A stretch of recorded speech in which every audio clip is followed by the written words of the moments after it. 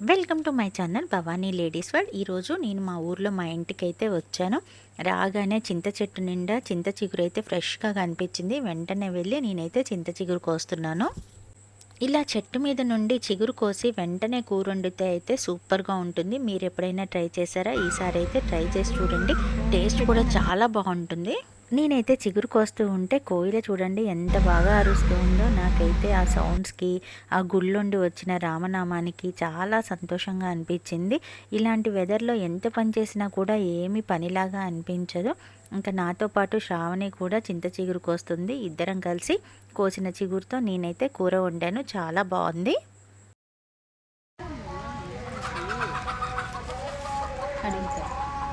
ఎప్పుడు సిటీలో షాపు బిజీగా ఉండే నాకైతే ఇలా విలేజ్కి వచ్చినప్పుడు మాత్రం చాలా హ్యాపీగా అనిపిస్తూ ఉంటుంది. ఇలా కోళ్ళు, పచ్చటి చెట్లు ఇవన్నీ చూస్తే చాలా మంచిగా అనిపిస్తుంది. ఇదిగోండి నేను కోసిన చింత చిగురు. ఈ చింత చెట్టుదే.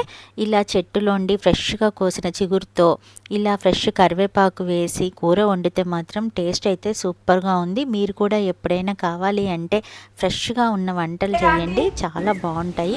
ఇలా వెళ్ళి అలా కోసి వెంటనే వచ్చి కూర చేస్తే ఆ టేస్ట్ అయితే చాలా బాగుంటుంది. ఎప్పుడైనా మీకు కుదిరితే మాత్రం ట్రై చేయండి. నేనైతే ఈసారి ట్రై చేశాను, చాలా బాగా వచ్చింది. కూర అయితే చాలా బాగుంది అన్నారు. నేనైతే వండిన కూరని వేడి వేడి అన్నంతో కలిపి మా అత్తయ్యకి పెట్టి చూశాను, చాలా బాగుంది అని చెప్పారు. నేను ఇంకా మా వారికి కూడా 2 ముద్దలు పెట్టాను, చాలా బాగుంది అన్నారు. ఇలా చెట్టు మీద నుండి కోసిన కూరని వెంటనే చేసి పెడితే మాత్రం చాలా టేస్ట్గా ఉంటుంది, చాలా బాగుంటుంది.